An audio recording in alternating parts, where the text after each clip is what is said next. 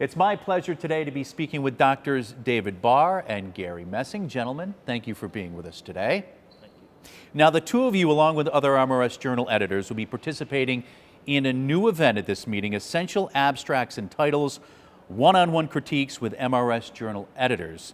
Let's start with the basics. When will the session be, and what is the purpose? So the sessions are going to be Tuesday and Wednesday from 11 till 5. And the purpose is for potential authors to come talk with editors of any of the MRS journals, and they'll have a drop-in and a one-on-one discussion about the titles and the abstract and what the appropriate venue for their work is. All right, Dr. Messing, what are some of the things that you look for as an editor when you're reviewing submitted abstracts? So we're always looking for what are the specific outcomes of the paper, what are the detailed scientific discoveries, what are the breakthroughs that they're reporting. If the author can catch the attention of the reviewer, then we're going to go look at the rest of the paper. If it's just a retelling of how they did the work, the experimental procedure, well, it's not very interesting. So we're looking for real solid content that tells us what the bottom line of that paper will be. Encourage us to actually go on and read the rest of the paper. And I think you touched on it briefly, but to talk a little more on that, what are some of the common mistakes that submitters will make from time to time? So probably, as Gary said, the most common thing is that somebody will just retell a procedure or spend most of the abstract on motivation. If you can't motivate us within a sentence of why your work's important, if you need 3/4 of the abstract, it's unlikely you're going to get to a result that makes us stand up and take notice. And so really the mistakes are spending too much time on rehashing the traditional work that's done as opposed to what's new and what the exciting development is. Focus on the new, the now, and the exciting.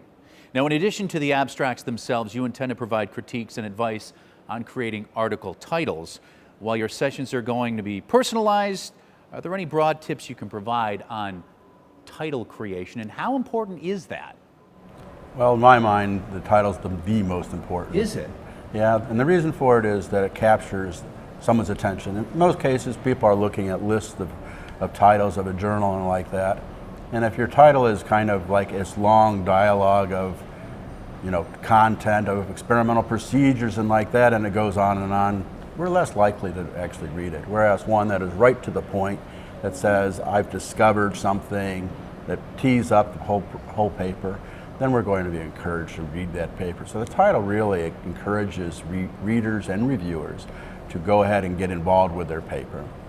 Yeah. And I would say that's how, if you think about how you do literature searches now, people get lists of papers, and the first thing they see is the title. They don't see abstracts first.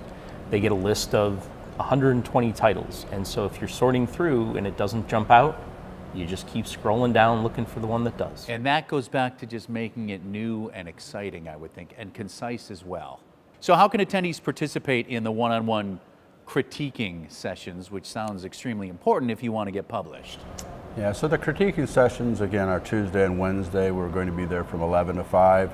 There is a sign-up process, but also they can just drop in. We're going to be at the tables with a number of the journal editors and associate editors, principal editors who will be there, and providing advice to young people who would like to have advice about titling and abstracting, and for that matter, just authoring papers.